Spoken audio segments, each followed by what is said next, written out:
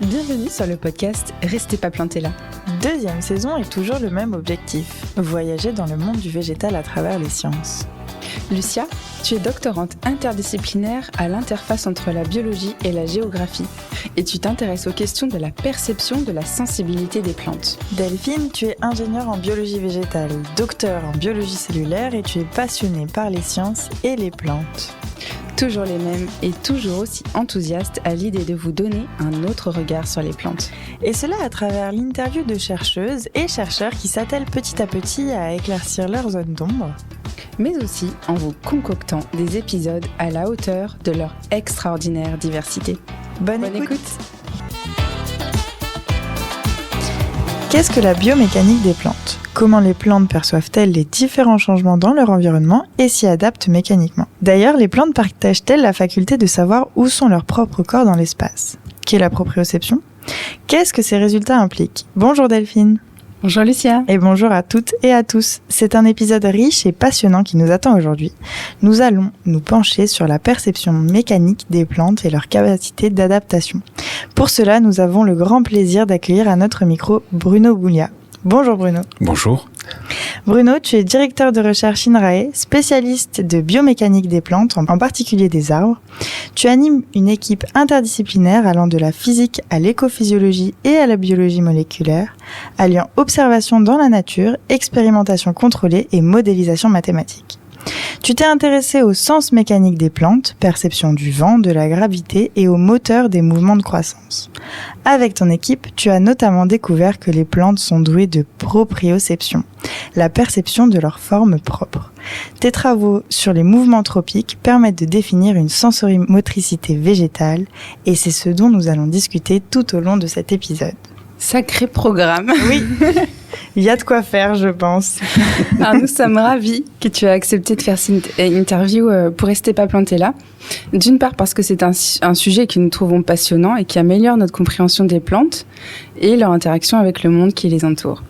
Et d'autre part car c'est aussi l'occasion de discuter justement de l'interdisciplinarité qui mêle ici donc biologie, physique, ingénierie, comme une méthode indispensable pour la recherche. Alors on a l'habitude de poser une question un peu traditionnelle de Rester pas planté là, qui est: quelle est ton histoire personnelle avec le monde des plantes ?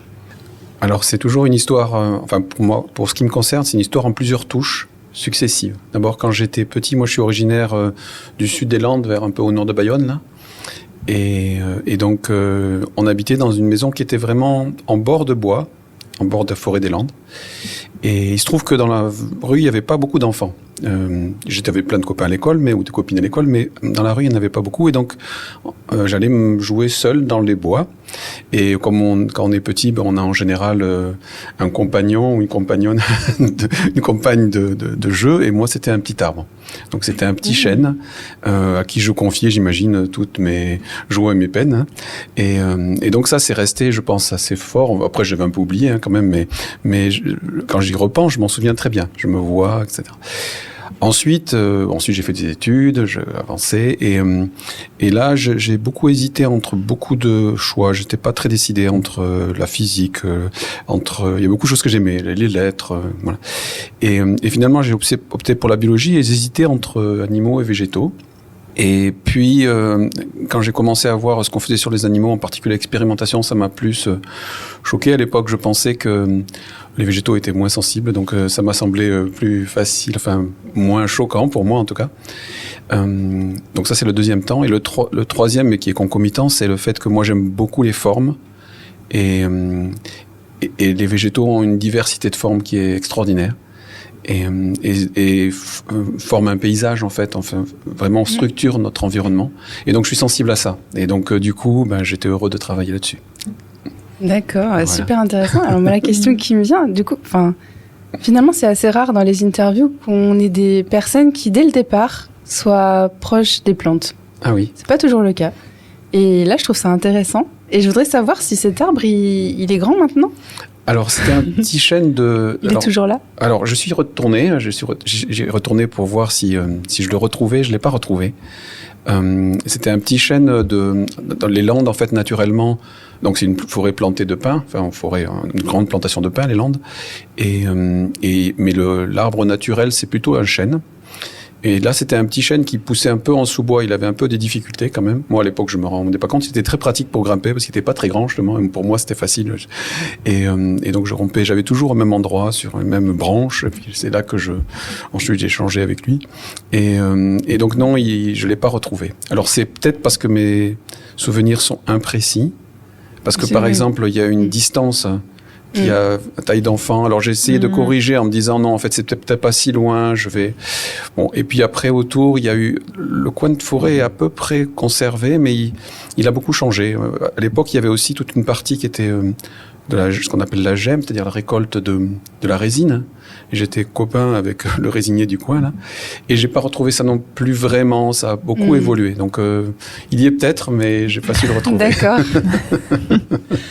Et c'est intéressant aussi le fait que finalement, c'est la forêt qui soit donc, arbre, forêt, qui tout de suite était ce vers quoi tu as été petit, en fait, puisque tu étais à côté. Oui, parce que la chance que j'avais, c'est que mes parents n'étaient pas du tout inquiets de me voir partir en forêt. J'étais quand même tout petit. Hein. Donc on parle de là, j'ai 5-6 ans, 6-7 ans, des choses là. Voilà. Et donc, il n'y avait pas du tout de crainte. Donc c'était juste à côté. Bon, je n'allais pas très très loin, hein, je pense, mais quand même, je pouvais passer des heures tranquillement. Ma mère savait que j'étais là, ou mon père aussi, et donc ils allaient me rappeler après. Et il n'y avait pas ce souci. Donc je pense que ça donne une relation un peu de confiance. Qui est pas forcément, c'est-à-dire les gens toujours dans la forêt ont un peu peur que les enfants, je sais pas quoi, c'est une mauvaise rencontre de tout le type d'ailleurs, de serpents, de personnes, de je ne sais quoi, de tous les imaginaires. Et cet imaginaire-là, pour moi, était pas là. Et donc, c'est quand même un lieu, pour moi, comme beaucoup de gens quand même, plutôt apaisant, la forêt, et où on se sent plutôt bien. Voilà. Logique, du coup, puisque oui. Ouais. Sécurité. Alors, est-ce que tu pourrais nous raconter un peu quel est ton parcours scolaire, académique, qui t'a amené à étudier ce que tu étudies aujourd'hui ? Oui, alors moi j'ai un parcours un peu bifurcant. Donc j'ai d'abord, après les études secondaires, on va dire, j'ai d'abord fait une école d'ingénieur agronome, et ensuite je me suis spécialisé dans ce qu'on appelle l'écophysiologie, donc la physiologie et l'écologie, on va dire. Donc j'ai fait un master, maintenant on dirait, dans ce domaine-là, d'écologie et écophysiologie végétale. Et après j'étais insatisfait parce que je trouvais que on n'arrivait pas assez à appréhender ce qui m'intéressait, c'est-à-dire le déploiement des formes et la façon dont les plantes, à l'époque, accèdent à la lumière, par exemple. C'était ça sur quoi je travaillais à l'époque. J'ai l'impression, donc, dans mon stage de DEA, donc de master, que c'était pas, comment dirais-je, qu'on n'arrivait pas à appréhender les choses avec les outils qu'on avait. Et donc là, j'ai rebifurqué et j'ai fait une thèse en mécanique. Donc là, j'ai refait de la formation en mécanique, en physique, on peut dire. Et ensuite, j'ai passé cette thèse en mécanique.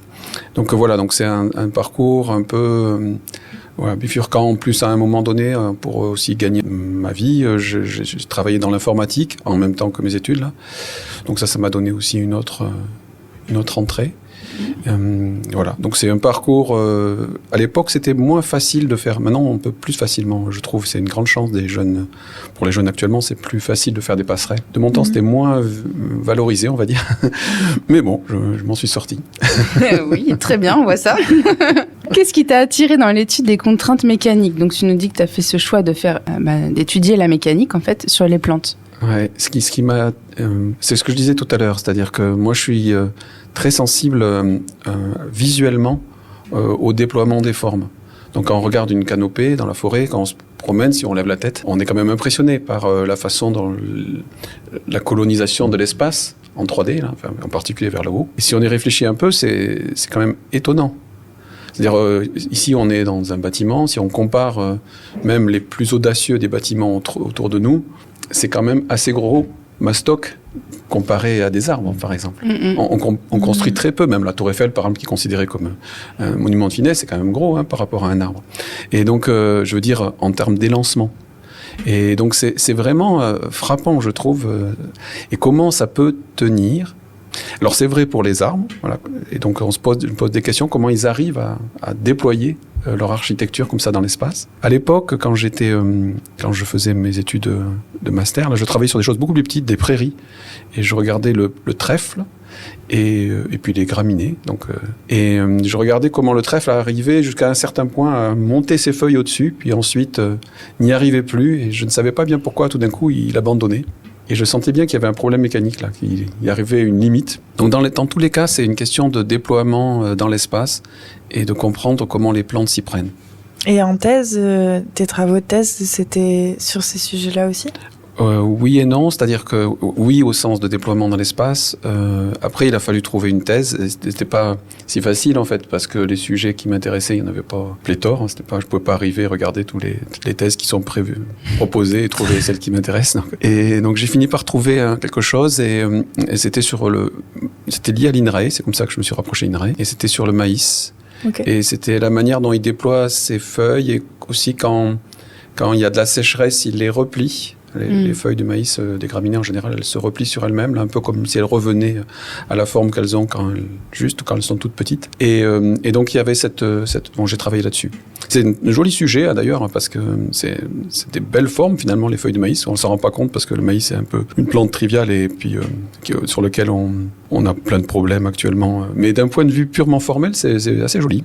Les graminées sont des plantes économes. Elles font beaucoup avec peu. C'est vraiment une ligne élaborée en fait, un peu comme l'Art Nouveau par exemple. Et donc du coup, voilà, j'ai travaillé là-dessus. D'accord, parce qu'en fait, le déploiement ou le fait que la plante va se diriger vers tel endroit ou tel endroit, on pourrait se dire c'est lié à la croissance et aux hormones. Oui. Donc ça aurait pu être plus une appétence vers de la biologie, la physiologie en fait. Et non, en fait, c'est plus la limite de pourquoi elle s'arrête finalement, pourquoi elle continue pas. J'ai l'impression qu'il t'a fait aller vers la mécanique. Oui, c'est juste, tu as raison. Mais après coup, je me suis beaucoup intéressé à la physiologie aussi. Oui, voilà. Ouais. Mais à ce moment-là, c'est qu'est-ce qui c'était ce dont je voyais bien qu'on ne pouvait pas y accéder. On n'arrivait pas à comprendre ce problème. Ça avait l'air d'être crucial parce que dans le trèfle, dans les prairies, dans le milieu riche, les graminées ont tendance à passer dessus le trèfle et à le faire disparaître. Donc la compétition est plutôt gagnée par les graminées. Et pourtant, quand j'analysais éco-physiologiquement, j'avais l'impression que tout le temps le trèfle devait gagner. Enfin, disons, il avait tous les avantages pour pouvoir se maintenir, voire même pour pouvoir dominer. Et en fait, il ne le faisait pas. Et donc, il semblait qu'à un moment donné, il abandonnait et il partait ailleurs. D'ailleurs, c'est une autre stratégie. Hein. Et j'arrivais pas bien à comprendre comment ça se faisait. Et donc ça m'a motivé, de me dire, là, il y a vraiment quelque chose qui résiste. Super intéressant. Mais alors du coup, on se posait la question, à quoi ça ressemble une journée de recherche en biomécanique végétale ? Alors la biomécanique végétale, comme tous ces domaines-là, qui associent physique et biologie, elle combine des approches de modélisation et des approches expérimentales, et aussi de l'observation. Donc il y a les trois aspects, c'est un peu ce que tu disais dans la jolie présentation que tu as faite au début. Et donc ça peut être assez varié grâce à ça. Si on parle que de mon exemple, parce que dans l'équipe, il y a des gens qui font des choses différentes, mais si on parle que de mon exemple, moi, ce que je peux faire, c'est des observations. Donc, j'en fais beaucoup, de passer du temps à aller observer en forêt des choses pour me donner des idées. Donc, j'ai vraiment un temps important de mon activité qui consiste à aller observer. Voilà. Ensuite, franchement, c'est important de le dire parce que parfois on oublie en fait, cette étape-là. Oui, tout à fait. Beaucoup trop maintenant. Oui, à l'époque, beaucoup moins. Mais c'est parce que je suis ancien du coup. Non, mais quand je dis à l'époque, c'est beaucoup plus loin que ça. Et donc, du coup, ça peut être de l'observation. Voilà. Ça peut être de l'expérimentation. Donc l'expérimentation que nous on fait, elle est assez contrôlée en général, parce qu'on veut avoir une bonne maîtrise de l'ensemble des choses qui arrivent à la plante, en fait, on va dire. Donc ça veut dire qu'on développe beaucoup de dispositifs originaux. Par exemple, un de ceux qui nous a fait remarquer souvent, avec une collègue, on a développé des sphères de lumière dans lesquelles la plante se retrouve sans aucune information de haut et de bas, pour la lumière. Donc ces sphères-là, elles n'existent pas. On ne peut pas prendre un catalogue et dire je veux des sphères de lumière pour les plantes. Voilà. Et ensuite, dans ces sphères, on les fait tourner doucement, les plantes en plus. Donc il y a un grand développement en fait méthodologique et aussi même, donc on travaille avec des techniciens qui nous aident on réfléchit ensemble comment on pourrait faire, etc. Donc ça peut être une autre journée. Donc il n'y a pas une seule journée type. Et ensuite, il y a toute la partie mesure sur les plantes, bien sûr, observation, beaucoup de photos, de films et d'analyse ensuite. Et puis il y a la modélisation. Et donc ça peut être de passer du temps autour d'équations, autour de la simulation numérique. Voilà. Alors, moi, je sais faire un peu tout ça, mais je suis pas performant sur tous les aspects. Et donc, c'est pour ça qu'il y a aussi une équipe. Et que sans cette équipe, je ne pourrais pas faire tout ça. Et donc, c'est notre travail collectif. Et dans l'équipe, il y a aussi des biologistes moléculaires. On va regarder aussi, du coup, des dosages d'hormones qui te plaisaient bien. Et puis aussi... des expressions de gènes, etc. Bon, moi, je ne sais pas faire directement, je sais les interpréter. Et donc, l'enjeu, c'est de combiner tout ça. Donc, ça fait des journées assez diverses. Bon, après, la réalité, c'est que je cherche aussi des sous, comme tout chercheur. Et donc, il y a aussi des temps où je cherche des sous. Mais si on veut avoir l'ensemble de mes activités, c'est ça. Donc, une journée type, elle existe. Ça serait un mélange de tout ça. La réalité, ce sont des journées différentes. C'est super intéressant. Mais c'est vrai en recherche en général, on n'a pas trop de journées type. Non, c'est vrai. Mais c'est riche quand c'est interdisciplinaire encore plus. Oui, c'est ça. C'est ça. Je suis d'accord avec ça. Et tout à l'heure, on a évoqué tes travaux actuels. Est-ce que tu pourrais nous en dire un peu plus sur comment les plantes, elles perçoivent et elles s'adaptent aux contraintes physiques, comme par exemple le vent ou la gravité ? Oui, on va commencer par le vent peut-être, parce que le vent a été négligé, non pas par les plantes, elles les ont toujours porté beaucoup, étaient très sensibles au vent, mais par les gens qui étudiaient les plantes. Et pourquoi on l'a négligé ? C'est parce qu'on a pensé que c'était un aléa, c'est-à-dire ce qui est un peu ce qui nous arrive. En gros, vous avez une maison, vous êtes très bien, c'est les 3 petits cochons là, et puis tout d'un coup, il y a un coup de vent, ou un loup qui souffle dessus, mais c'est pareil, et la maison est partie. Voilà, donc c'est un aléa. Donc par exemple, nous, on gère le vent avec des assurances.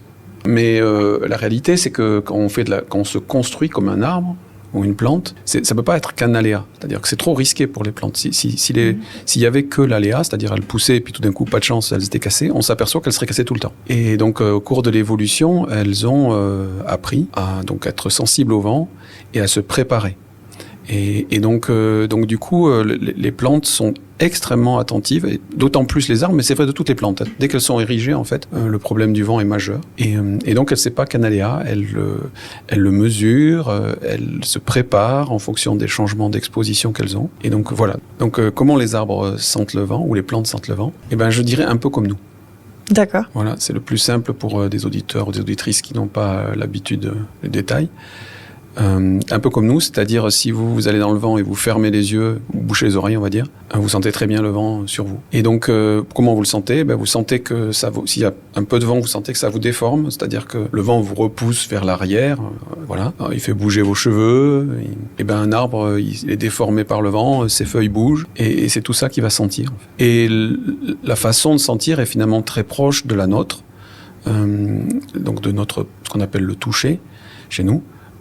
C'est-à-dire qu'elles vont sentir la déformation de leurs cellules, et ça va activer des canaux qui vont faire donc des canaux qui dépendent de cette déformation et qui vont faire rentrer une information ionique, des ions, donc électriques si on veut, dans la cellule. Et ça, c'est le début de l'histoire. Et est-ce que c'est ce que tu as commencé par étudier aussi dans ta carrière ou pas du tout ? En fait, oui, en fait, moi, j'ai fait une bifurcation. Au début, je m'étais intéressé à tout ce que je vous ai expliqué vous m'avez demandé mon parcours académique, voilà.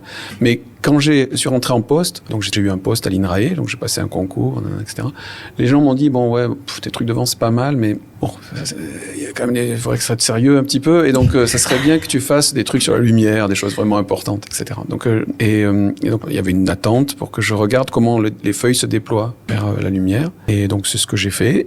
Et il se trouve que dans une des premières expérimentations que j'ai menées avec une des premières doctorantes que j'ai la chance d'encadrer, on essayait de voir des effets vraiment mécaniques, mais sur la croissance, au sens comment les pressions dans les cellules active cette croissance. C'était plutôt ça, finalement, le souci. Et il se trouve qu'on a fait une expérimentation dans laquelle on tirait tout bêtement sur des feuilles qui étaient en train de pousser pour voir si ça les faisait pousser plus vite. Bon, ça a l'air un peu trivial, mais en fait, il y avait de la réflexion derrière quand même. J'imagine. Voilà. Et c'était juste avant midi. Et donc, on a commencé à tirer un tout petit peu. Et normalement, l'expérimentation, ça tirait pendant longtemps, mais on n'avait pas eu le temps d'installer complètement. Et donc, on est venu nous chercher pour les manger. Donc, on est parti. Et on a laissé brancher l'appareil, en fait. Et quand on est revenu, je me suis aperçu que la plante avait changé. Et donc, ça veut dire qu'elle avait perçu le petit tiraillement, là. Et donc là, je me suis dit, si elle perçoit à chaque fois qu'on fait quelque chose, il va falloir changer de stratégie. Il va falloir s'intéresser à cette perception-là. Et donc là, je me suis demandé, mais quel est le problème pour les plantes, c'est-à-dire quelles sont les sollicitations mécaniques qu'elles subissent et qu'elles peuvent percevoir. Et là, je me suis aperçu qu'il y avait le vent. Et donc, j'ai bifurqué d'un aspect assez mécanique sur la mécanique de la croissance, vraiment comment ça se passe, comment ça grandit, et puis les hormones qui affectent les parois cellulaires et tout ça, à quelque chose qui était, mais qu'est-ce que les plantes perçoivent de leur environnement, puisque tout d'un coup, elle avait perçu ce qu'on faisait. Et donc là, j'ai bifurqué, et donc là, je suis allé vers le vent. Ouais. C'est vrai que c'est des questions super. Quand il s'agit de la gravité, de la perception de la gravité, est-ce que c'est un peu différent ? Oui, c'est différent. Alors, pourquoi je suis arrivé aux deux ? C'est parce que le vent incline les plantes. Et donc, ils changent leur position dans le champ gravitaire. Donc, des fois, ils les inclinent temporairement. C'est un petit coup de vent, et puis élastiquement, l'arbre se balance gentiment et revient. Mais des fois, c'est un peu plus fort, et ils se retrouvent inclinés de manière un peu permanente. Enfin, en tout cas, qui a l'air d'être plus durable. Donc, après que le vent arrête, l'arbre est encore incliné. Et là, il y a donc une question un peu de résilience par rapport au vent, c'est-à-dire, ça arrive, ça, voilà.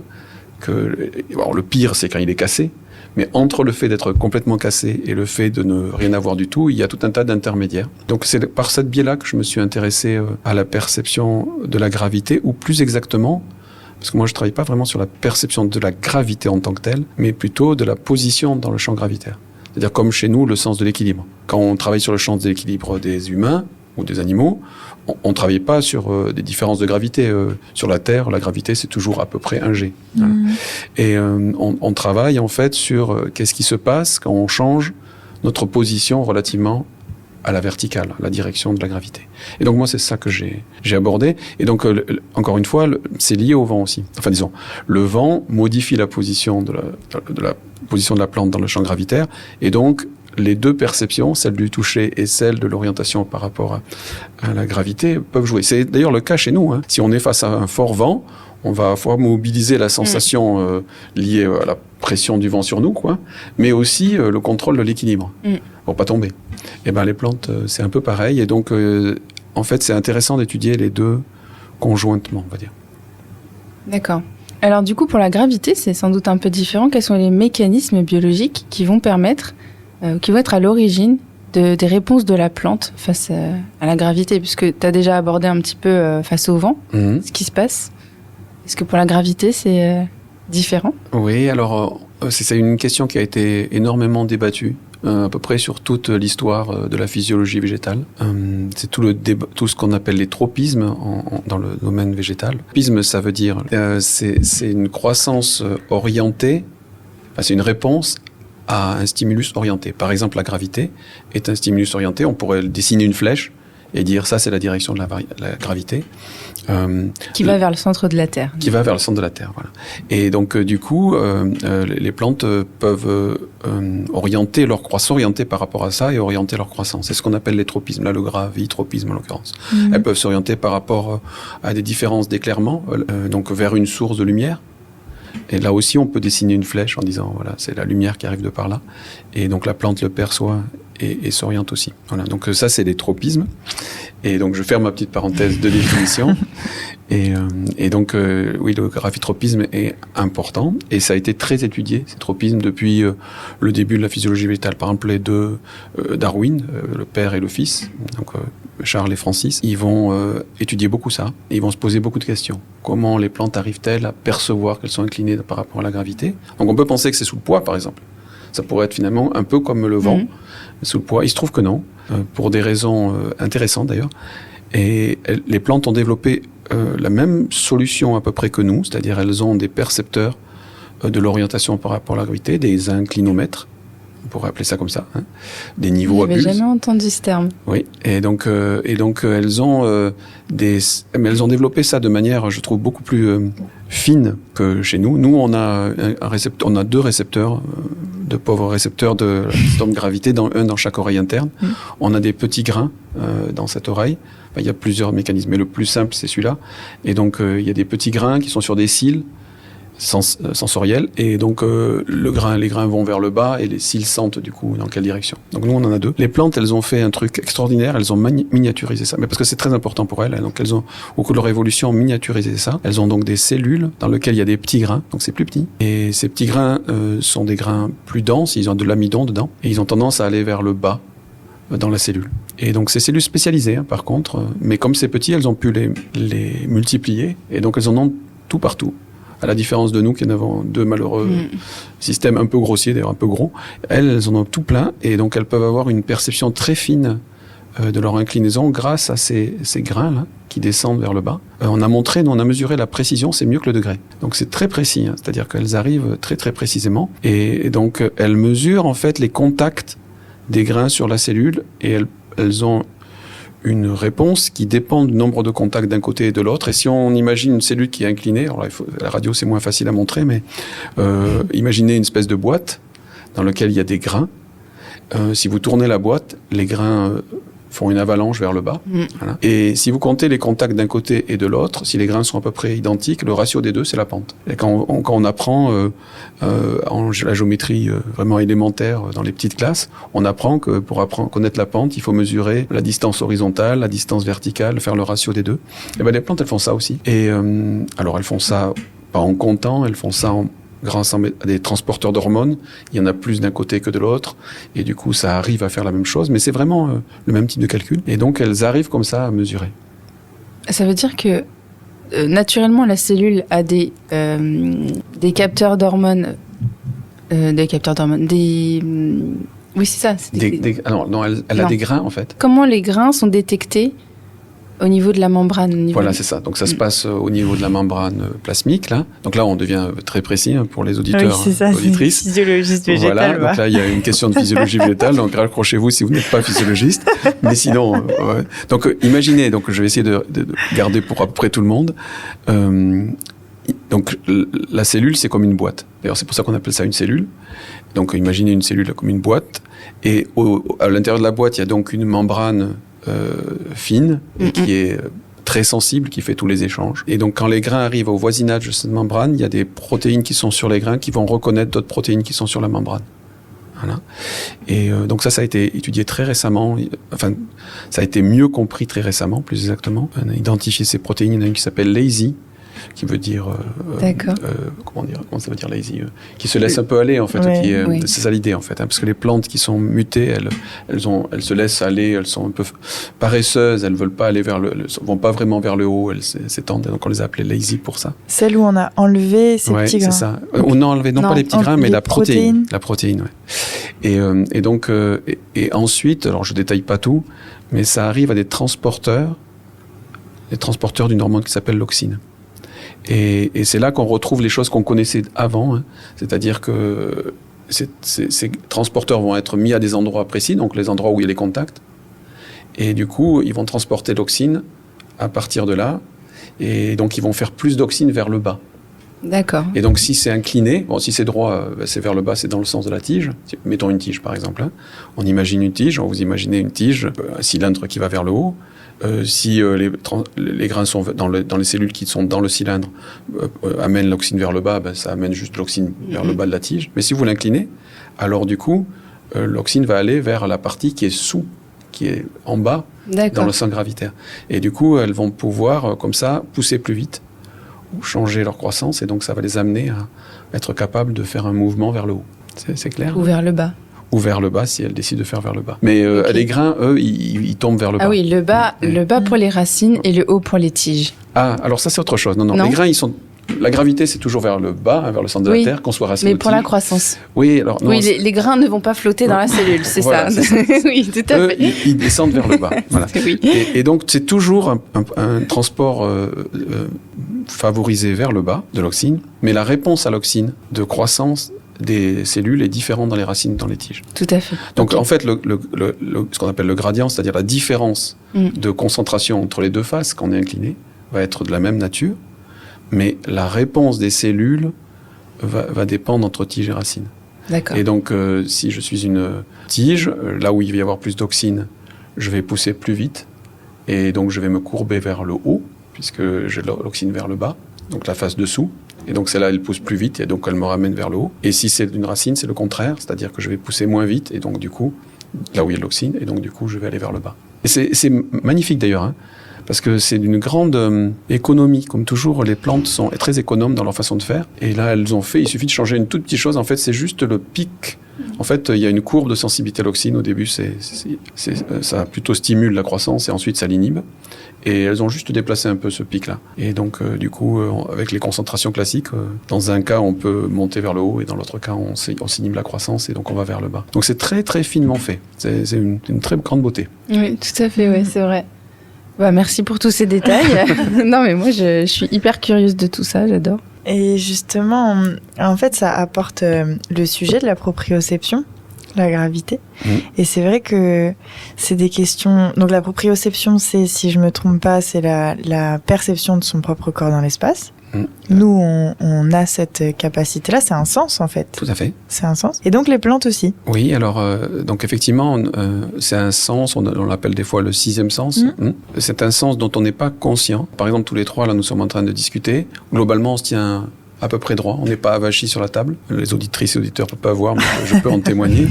Et donc, du coup, comment on fait ça ? Eh bien, on fait sans s'en rendre compte parce qu'on est sans cesse en train de percevoir la forme de notre corps et on nous a appris ou on a été aussi éduqué un peu à se tenir droit et donc on se tient droit.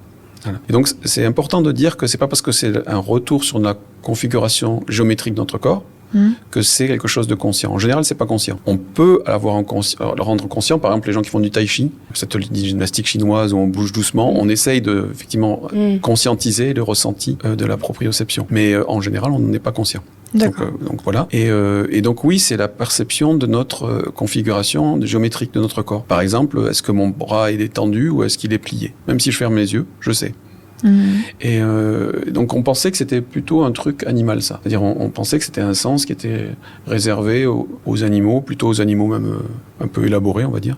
Oui, parce que c'était un peu relié aussi à positionnement des organes dans le corps. C'est ça. Donc forcément, pour les plantes, c'est un peu différent, quoi, forcément. Voilà, donc les gens... Imaginez, bon déjà pendant longtemps ils ont pensé que les plantes n'avaient pas de sens, mais si on admet qu'il y a des sens sur les plantes, celui-là n'était pas du tout évident. Et donc nous on l'a montré de deux manières, c'est assez instructif d'un point de vue par rapport à l'interdisciplinarité. On a d'abord eu l'intuition que, avant je vous expliquais comment elles perçoivent la gravité, et donc les plantes qui est inclinée, une plante qui est inclinée, qui va donc se redresser vers le haut, disons une tige, en fait elle va sentir la gravité, donc son orientation par rapport à la gravité tout au long. Donc on peut se dire, et c'est ce que se sont dit depuis les Darwin jusqu'à... Donc il y a plein de grands noms qui se sont intéressés à ça, il y a quelqu'un qui s'appelle Wendt, tout ça, bon bref, tout un tas de gens qu'on apprend dans les livres de physiologie végétale, et ils s'étaient dit, c'est bon quoi, tout va bien, puisque je suis incliné, je sens à tout endroit de combien je suis incliné, je suis capable de me courber plus ou moins suivant si je suis incliné, et donc je vais arriver à la verticale sans problème. Et donc moi je m'étais dit, ça marche pas ça. Et donc on a essayé de creuser pourquoi ça pouvait pas marcher, et donc ça c'est une approche très mécanique et très même mathématique. Donc on a essayé de faire des modèles qui étaient, qu'est-ce qui se passerait si une plante, donc une tige en l'occurrence, ne sentait que ça. Donc on a mis tout ce qu'on savait sur la façon dont, en fonction de l'inclinaison, la plante réagit en se courbant, et on a essayé de calculer quelle forme elle allait avoir. Et si elle sent, tu veux dire que la gravité... Que l'orientation par rapport à la gravité, c'est tout. Okay. Voilà. Donc on imagine qu'elle est dans le noir, elle sent juste son orientation par rapport à la gravité et elle réagit. C'était d'ailleurs une collaboration avec un laboratoire qui est dans le même bâtiment que celui où nous sommes aujourd'hui. À l'université Paracité. MSC. MSC qui signifie... Matière et systèmes complexes. Voilà. Et donc on arrivait à simuler, on calculait les formes successives de cette plante virtuelle qui n'avait que cette capacité-là. Et effectivement, elle n'arrivait jamais à se redresser. J'expliquerai pourquoi, mais vraiment, elle n'y arrivait pas. J'expliquerai après. Mais on n'était pas tout à fait sûr quand même que ce soit impossible qu'il n'y ait pas des façons de s'en sortir qu'on n'arrivait pas à simuler dans nos ordinateurs. Et là, il se trouve qu'il y avait un physicien théoricien, donc quelqu'un d'assez matheux, on va dire, qui était en visite, qui est de la famille de Bohr, et c'est une famille connue pour l'atome de Bohr, voilà. Et, Un petit peu quand même. Voilà. Et lui, il s'est passionné pour cette équation que nous on avait écrite, et il a dit mais moi je vais l'analyser mathématiquement et je vais démontrer que c'est impossible, absolument, totalement, d'arriver à se redresser correctement, c'est-à-dire à devenir vertical et rectiligne avec cette régulation. Et il l'a fait. Il a mis plusieurs mois. Moi, j'aurais pas été capable. Hein. Et lui, il est revenu un jour tout content. Eureka, j'ai trouvé. Effectivement, voilà la formule et c'est pas possible. Donc, dans l'histoire de la biologie, on va dire végétale, peut-être même plus, c'est pas si courant. Des réfutations mathématiques de ce qui est la théorie dominante dans les livres, y compris dans les livres de cours, et donc de montrer que ce qu'on raconte dans les livres de cours, ça marche pas. Donc ça, c'était la première partie. Alors c'est instructif parce que ça montre qu'on peut... Voilà, c'est une façon d'administrer une preuve qui est que si je fais la solution mathématique, ça marche pas. Quel que soit, dans toutes les conditions, quelles que soient les valeurs des différents paramètres, si elle est plus ou moins sensible, si elle est plus ou moins rapide, si elle est plus ou moins grosse, ça ne marche pas. Mais il y avait beaucoup de biologistes que c'était quand même une démonstration assez subtile d'un point de vue mathématique, et donc pour emporter la conviction des biologistes, c'était pas toujours très efficace. Voilà. On a quand même pu publier, hein, mais bien publié même, mais malgré tout c'est difficile. Et donc après on a eu une approche expérimentale avec deux manières, soit une manière qui consiste à en fait expérimentalement empêcher la plante de percevoir son orientation par rapport à la gravité et montrer qu'il y avait autre chose qu'elle percevait, la proprioception, ou alors par des mutants aussi. Et donc, alors là, c'est avec des collaborations avec une équipe japonaise, c'est eux qui ont eu les mutants au départ, montrer qu'il y avait des mutants qui n'arrivaient pas à converger et que c'était parce qu'il leur manquait la proprioception. Donc en fait, pour arriver à convaincre plusieurs communauté disciplinaire, il a fallu faire 3 approches. Mais c'est très intéressant parce que du coup, elles se renforcent les unes les autres, elles dialoguent entre elles et c'est plus riche en fait. Donc on a fait les 3 manières. Ouais, mais c'est ultra intéressant, mais ça montre à quel point, en fait, justement, ce genre de choses, ça nous pousse à aller encore plus loin dans ce qu'on a envie de montrer finalement, et de manière différente. C'est pas forcément une contrainte, je trouve ça assez riche finalement d'insister pour montrer ce qu'on a trouvé, quoi. Donc c'est... Tout à fait. Donc je suis d'accord avec ça, et puis ça a donné lieu à une meilleure compréhension c'est-à-dire que chaque approche apporte quelque chose que l'autre n'a pas complètement. Par exemple, l'approche expérimentale des mutants, elle se fait sur Arabidopsis, essentiellement, donc la rabette des dames, petite plante.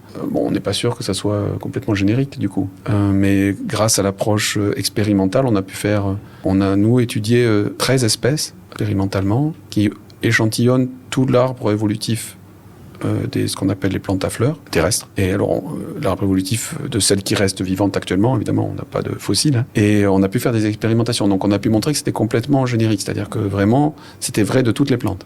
Et comme c'était des mutants, donc forcément, vous connaissez le gène qui était responsable. Oui. Enfin, voilà, donc il peut y avoir des analyses de est-ce que ce gène se retrouve dans toutes les plantes ? Tout à fait. Voilà, alors, et si c'est le cas, on peut supposer que ça peut s'appliquer au règne végétal, quoi. Oui. Alors, c'est là, tu vois, que se construit justement la démonstration complémentaire. Parce qu'effectivement, on peut rechercher... Donc là, en l'occurrence, ce sont des gènes sur des actines et des myosines. Donc, ce sont des petits moteurs moléculaires qui sont dans les cellules, qui sont aussi dans nos muscles, par exemple. Et donc, du coup, on peut effectivement chercher des homologues, enfin, les gènes qui ressemblent dans le reste du monde végétal.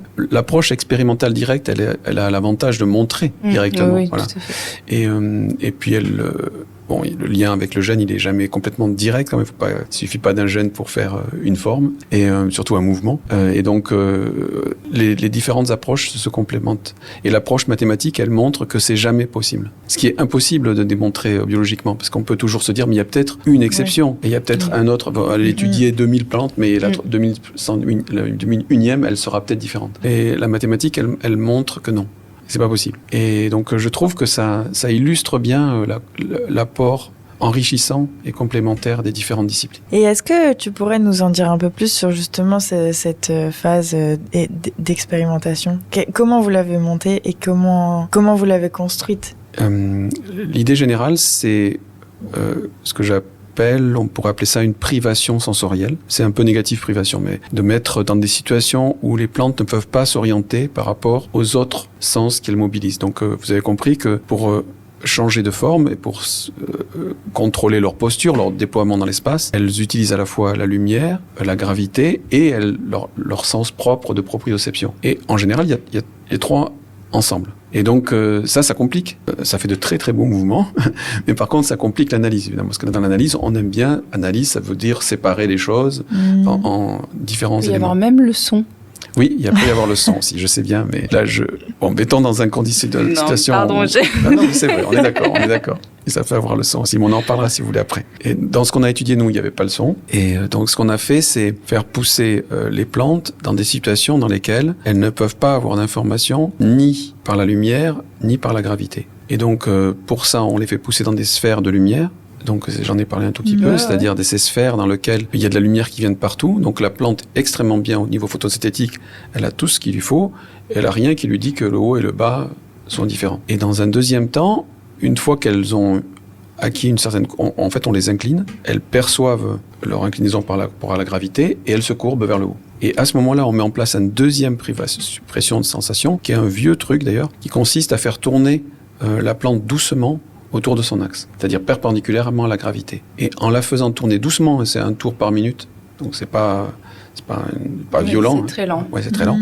Et qu'est-ce qui se passe ? Eh ben, les petits grains dont je vous ai parlé avant, on les met en suspension. Alors, si l'image, par exemple, que je donne facile à se représenter, c'est, par exemple, si vous prenez les boules de neige un peu kitsch, là où il peut y avoir la tour Eiffel ou ce que vous voulez, là, et il y a tous ces grains, là, et si on les laisse, ça représente la neige, vous voyez les petits grains, là, et vous les laissez sédimenter, ils vont tomber gentiment en bas. Donc du coup, dans la boule, on sait où est le bas. Mais si on la secoue doucement, si on la tourne, en fait, on va maintenir toujours les grains en suspension. Et ben dans les cellules spécifiques qui servent à la plante pour sentir son orientation par rapport à la gravité, on fait la même chose en fait. Et donc on met tout en suspension. Et en même temps, on suspend, au sens strict du terme d'ailleurs, sa capacité à sentir son orientation par rapport à la gravité. Donc tout d'un coup, elle a plus de problème de haut et de bas, tout va bien. Et donc elle sait plus où est le haut et le bas par la lumière, c'est plus son problème, puisqu'il y en a partout. Elle a plus de sensation du haut et du bas par rapport à la gravité. Et donc s'il n'y avait pas d'autre sens, ça s'arrêterait. Mais là, on voit que elle va rectifier toute courbure qu'elle a. Donc elle va se réaligner sur elle-même. Et c'est ça la proprioception, en fait. En fait, c'est ce que permet la proprioception. Donc on est dans une situation où on a supprimé les autres sensations pour n'avoir plus que celle-là. Voilà. Et donc pour ça, il faut construire des dispositifs particuliers. Et ça reboucle ce qu'on disait tout à l'heure. Et donc, on a construit ces sphères de lumière avec des plantes qui tournent doucement. Alors évidemment, la radio, c'est pas facile, mais on peut imaginer. Imagé, moi, je vois. Voilà. Et c'est très beau. Je vous recommande vraiment.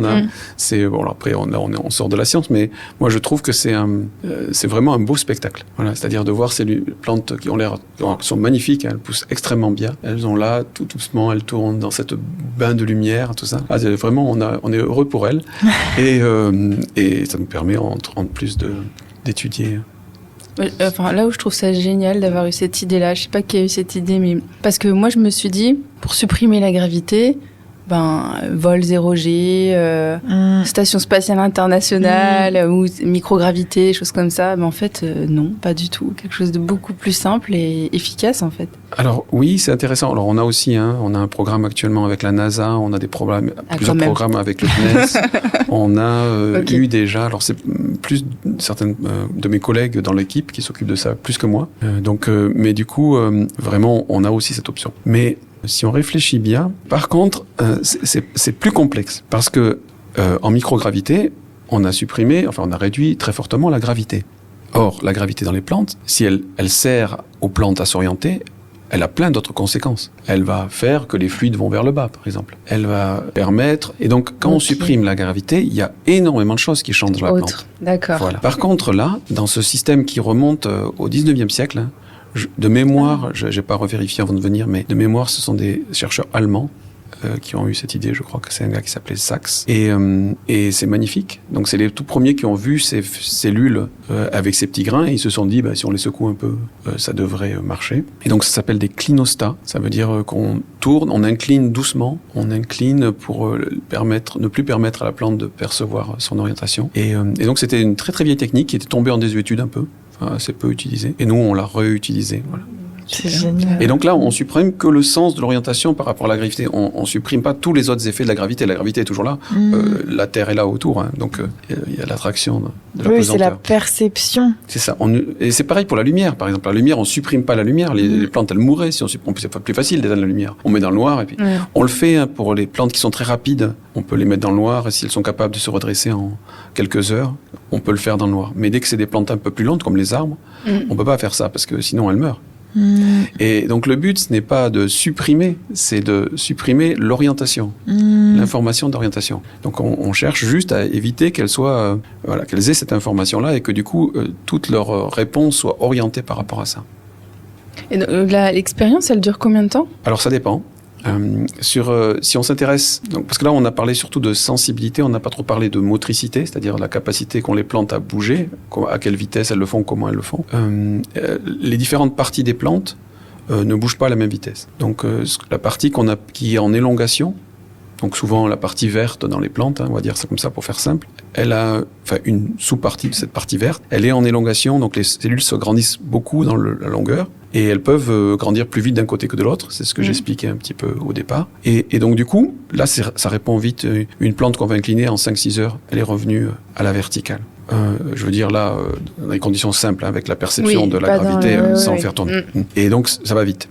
Si on veut réorienter les parties boisées, donc où il y a du bois, dans un arbre, il y a des parties vertes qui poussent comme ça, donc ça va mettre 5-6 heures. Dans un jeune peuplier, pareil que dans une arabette ou dans une graminée, ça va mettre quelques heures à se redresser. Mais ça, c'est juste le bout. Et ensuite, il y a tout le reste qui est en bois. Et là, la beauté, je trouve, extraordinaire des plantes, c'est d'être capable aussi de bouger le bois. Alors là, franchement, je suis scotché. Voilà, c'est ça. C'est dingue. Non, mais ça scotche, ça. Et donc, elles sont pas de bois, c'est-à-dire qu'elles sont capables de bouger avec leur bois. Et donc, du coup, elles vont avoir des mouvements, mais qui sont plus lents. Parce que ça demande plus d'efforts. On pourra revenir comment ça se fait. Et donc là, sur un jeune peuplier, par exemple, une expérimentation, ça va prendre à peu près 1 mois. En 2 phases, 15 jours pour les laisser se courber et 15 jours pour, une fois qu'on a supprimé le sens de l'orientation par rapport, l'essence de l'orientation, en fait, pour l'aller voir se réaligner sur elle-même. À peu près 1 mois. Voilà. Si c'était un gros arbre, ça serait plus lent encore. On l'a jamais fait, mais on peut le calculer. C'est là l'avantage de la mécanique. Et donc, on peut montrer que ça peut prendre des fois des années. On l'a fait sur des arbres de 2 ans. Ça va assez vite quand même. Hein. Ça prend quelques mois. Donc, sur des peupliers qui font à peu près, on va dire, 2 mètres de haut. Oui, quand même. Hein, ouais, ça va assez vite. Donc, s'il y a un gros coup de vent, par exemple, des peupliers qui sont inclinés un peu, vous voyez, les racines ont un peu tourné, quoi. Si on revient 2 mois après, on s'en rend pas compte. Voilà. Des très gros arbres, ça peut leur prendre des années. Les très très très gros, ils n'y arriveront pas parce qu'ils sont tellement gros et lourds qu'ils auront du mal à y arriver. Mais ils vont essayer quand même. Donc voilà, donc ça peut aller de, disons, quelques heures à quelques décennies. Mais ça, c'est pas parce qu'elles sont sensibles différemment, c'est parce qu'elles sont plus ou moins rapides. L'image que je prends souvent, c'est pour conduire. Parce qu'en fait, on parle là de pilotage, hein, vraiment. C'est-à-dire comment on décide de tourner vers le haut ou vers le bas. Voilà, c'est le pilotage. On peut y faire l'analogie avec une automobile. Si je conduis, pour conduire une voiture ou un 35 tonnes, ou un tracteur, grosso modo, c'est pareil. C'est-à-dire, j'ai un volant, je regarde par où il faut s'orienter, j'ai des informations visuelles aussi, d'ailleurs gravitaires, et puis je vais décider par où je vais. Finalement, il y a des petites subtilités, mais grosso modo, c'est quand même le même pilotage. Mais le moteur, donc la partie motrice, elle est très différente. Il y en a une qui est rapide, une voiture de course, ça va aller très vite. Un tracteur, c'est beaucoup plus puissant, mais ça va lentement. Et donc là, c'est pareil. Dans les plantes, la partie verte, c'est la voiture de course. Ça va très vite parce que c'est facile. Il n'y a pas besoin de beaucoup de force. La partie d'un gros tronc, pour le réorienter, ça demande beaucoup d'efforts et ça va être lent. Donc ça va prendre des dizaines d'années. Et qu'est-ce que c'est les mécanismes justement qui sont impliqués dans cette réorientation ? Voilà. Alors dans la partie verte qui pousse rapidement, donc mon analogie c'était la voiture de course. Hein, en fait, les plantes ont cette particularité d'être capables de générer une pression interne très forte dans leurs cellules. Quand je dis très forte, c'est 5 bars, typiquement. 5 bars, c'est 2 fois la pression des pneus de voiture. C'est à peu près la pression des pneus de vélo. Donc c'est beaucoup. Hein. D'ailleurs, quand on fait écloter un pneu de vélo, on l'entend. Voilà. Les plantes ont cette pression interne. Elles ont l'air de s'accommoder très bien de ça. Et donc, dans toutes les cellules en croissance, il y a ça. Et comme on le disait au départ, les cellules, c'est une sorte de boîte. Donc c'est une boîte avec une paroi qui est un peu comme du papier si on veut, ou du bois.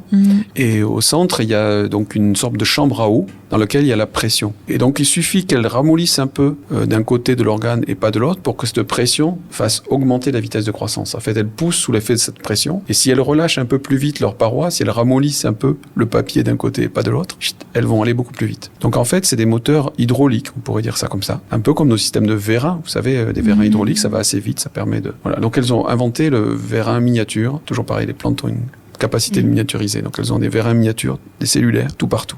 Quand on arrive à l'endroit où il y a du bois, vous savez, le bois, c'est un tissu qui est partiellement mort. Et donc les cellules de bois constituées, elles sont mortes en fait. Oui, il reste plus que la paroi.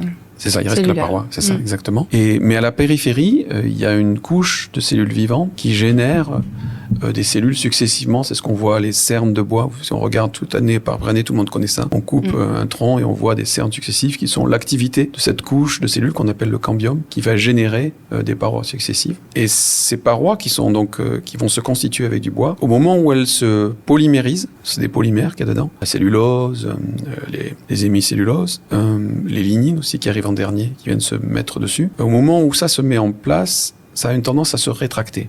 Et les plantes sont capables de contrôler l'intensité de cette rétractation et de faire des bois, qu'on appelle des bois de réaction, qui se rétractent plus ou moins. Chez les feuillus, donc les angiospermes, les plantes à fleurs, il y a des bois particuliers qu'on appelle de tension qui vont en fait se rétracter très fort. Et donc si je me rétracte plus d'un côté que de l'autre, c'est exactement ce qu'on fait avec nos muscles. Hein. Par exemple, quand je bouge mon bras, je rétracte mon biceps, et ça me permet de faire courber mon bras vers le haut. Eh bien la plante, elle a dans son bois une bois qui peut se rétracter, et donc du côté où elle se rétracte plus, elle va se courber. Et donc c'est un moteur qui va marcher toute la vie de la plante, depuis le jeune arbre jusqu'à l'arbre de 100 ans, 200 ans. Il est toujours en train de faire de nouveaux bois et toujours en train de rajouter des couches qui peuvent tirer plus ou moins d'un côté ou de l'autre. Donc c'est un haut banage, c'est d'une grande précision. Hein.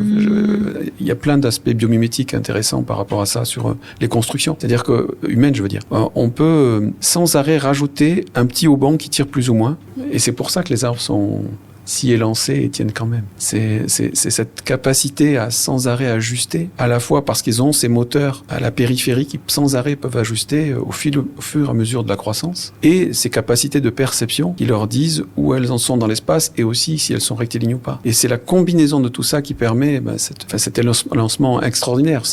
Les arbres, c'est quand même un élancement vers la lumière qui nous laisse bouche bée. Et c'est ça.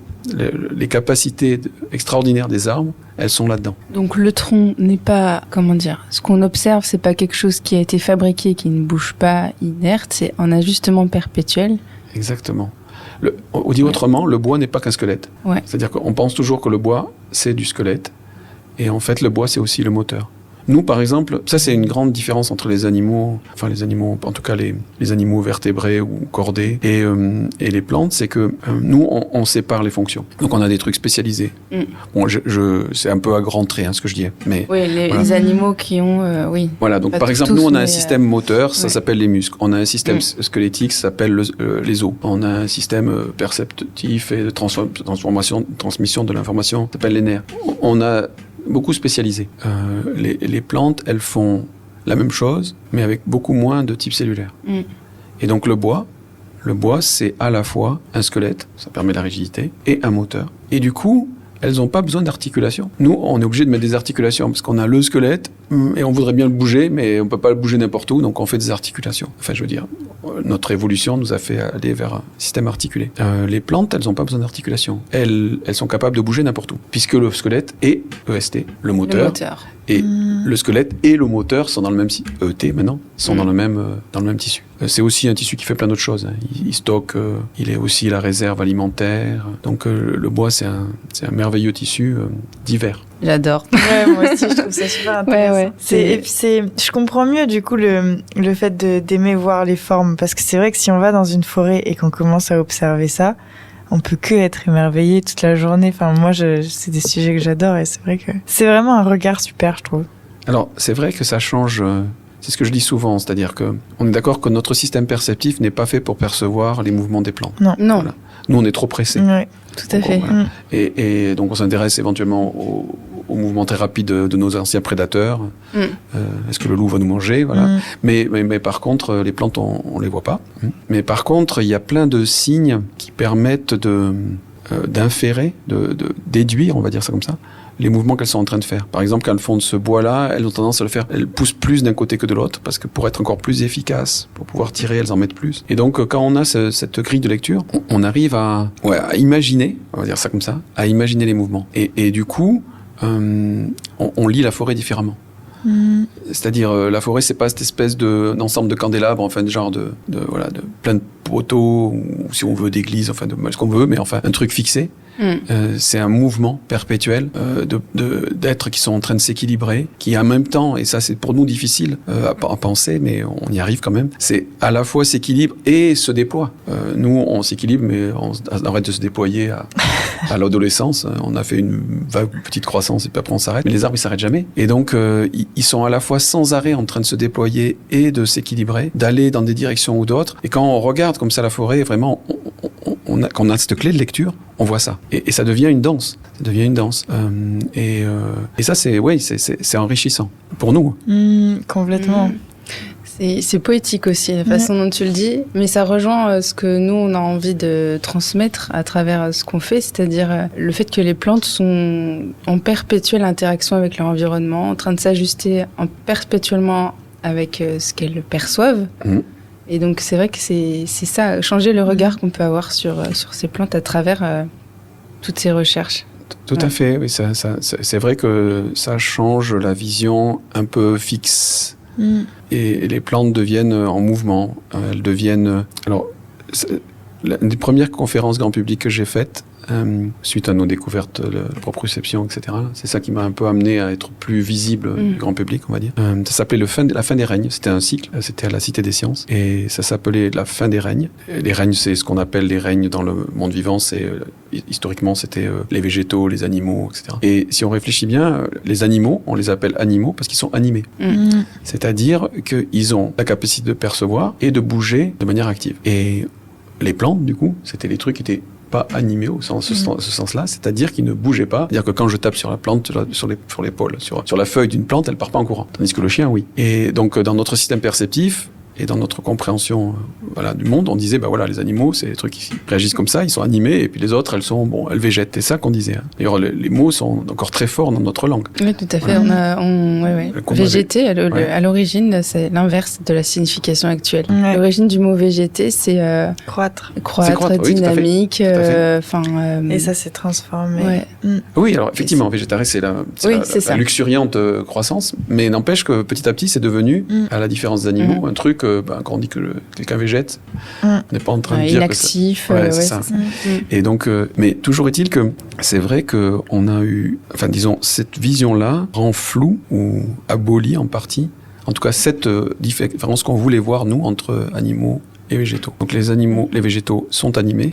Alors après on peut donner plusieurs sens à animés, mais au sens que j'ai défini juste avant, elles sont animées et elles bougent sans arrêt. La grande différence, c'est qu'elles bougent en croissant et que nous, alors il y a quelques exceptions, il y a des plantes rapides qui attrapent les plantes carnivores et tout ça là, mais c'est un peu des exceptions quand même. La plupart des mouvements importants des plantes se font par de la croissance. Alors que nous, on sépare. On croît pendant un certain temps, après on arrête de croître, et les mouvements, c'est autre chose. Tout à fait.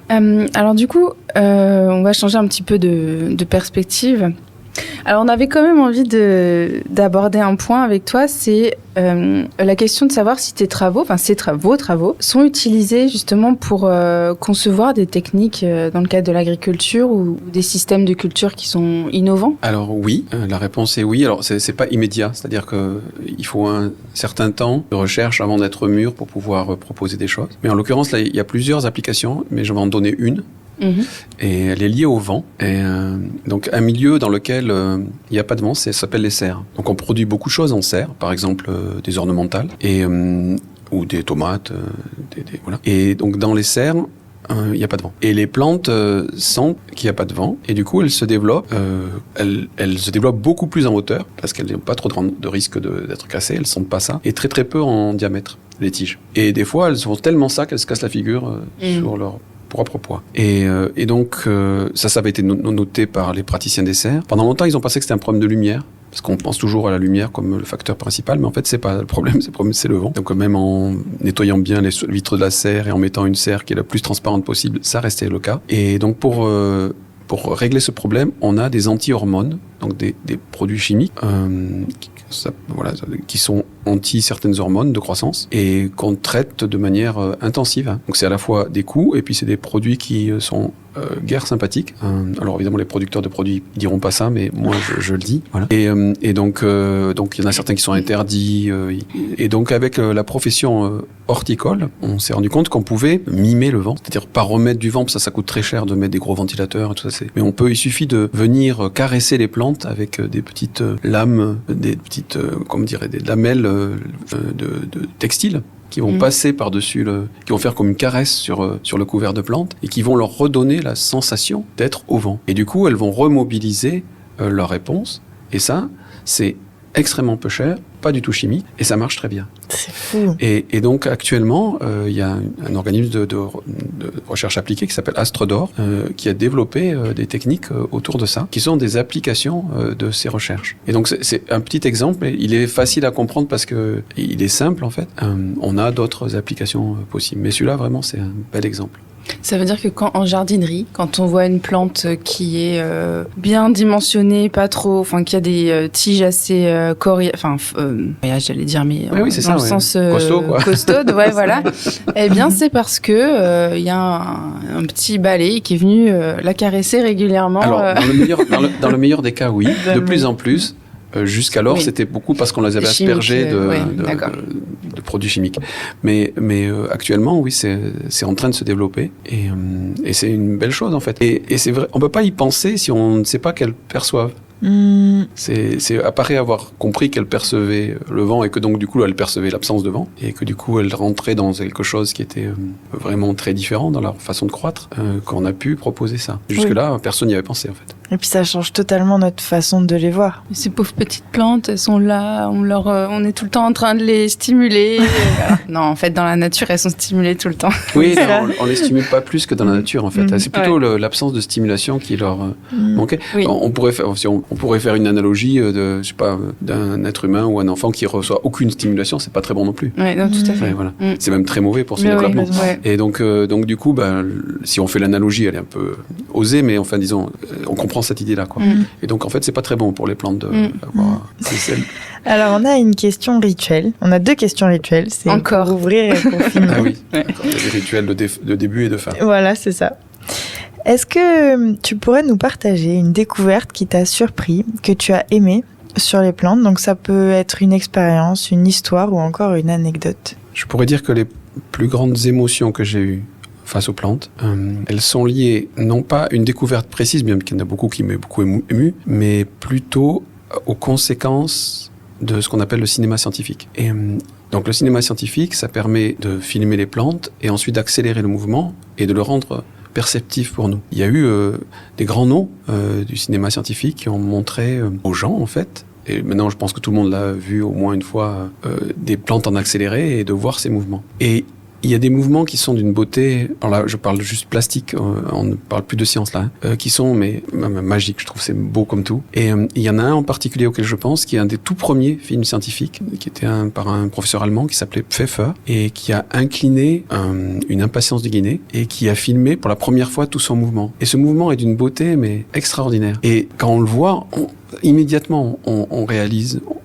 On comprend qu'il se passe des choses là. Voilà. Alors c'est intéressant parce que les cinéastes ils ont pu jouer avec cet effet. Alors pas pour des buts scientifiques pour le coup, mais et ils ont montré que, enfin on se rend compte que si on passe plus ou moins en accéléré, on n'a pas du tout la même sensation. C'est-à-dire que si c'est super rapide, on a tendance à se méfier, à se dire que c'est cette plante là, et si c'est lent, on trouve ça beau, voilà. Et donc là en l'occurrence c'est quelque chose d'assez lent, mais vraiment c'est d'une beauté. On le trouve sur internet, je recommande d'aller la voir, et c'est bouleversant à tous les sens du terme, c'est-à-dire bouleversant émotionnellement, mais bouleversant aussi dans notre façon de voir. C'est-à-dire que ça nous ouvre, et donc ça c'est des années 1900 quelque chose, 1898 je crois, et ça nous ouvre tout un monde. Et c'est vrai, le cinéma scientifique on utilise beaucoup nous. Alors évidemment on l'a raffiné, on utilise des méthodes de mesure et tout ça, mais a changé notre vision du monde et c'est accessible à tout le monde. Tout d'un coup, on peut voir à l'échelle de temps des plantes. Tout le monde avec son téléphone peut voir, effectivement, peut faire un time-lapse. Voilà. Justement. Donc les timelapses sur les téléphones, c'est disponible. Ouais. Et n'hésitez pas, filmez vos plantes dans vos appartements, au moins celles qui se portent bien, et regardez. Et vraiment, vous les verrez différemment. Ça changera votre expérience quotidienne avec vos plantes. Merci beaucoup pour ce partage. Avec plaisir, merci à vous. C'est un très beau partage. On arrive effectivement au terme de cet épisode. Merci beaucoup encore d'avoir répondu à toutes nos questions. On aurait pu parler encore beaucoup plus longtemps, facilement, je pense. Oui. Et puis merci d'avoir apporté à ce podcast une dimension biologique, mécanistique qu'on n'avait pas encore abordée finalement. Et c'est fascinant, on a appris plein de choses. Et on se rend compte que c'est vraiment fondamental dans l'étude du monde du végétal. On espère que vous avez passé un bon moment et on vous donne rendez-vous pour le prochain épisode. Et en attendant, restez pas plantés là.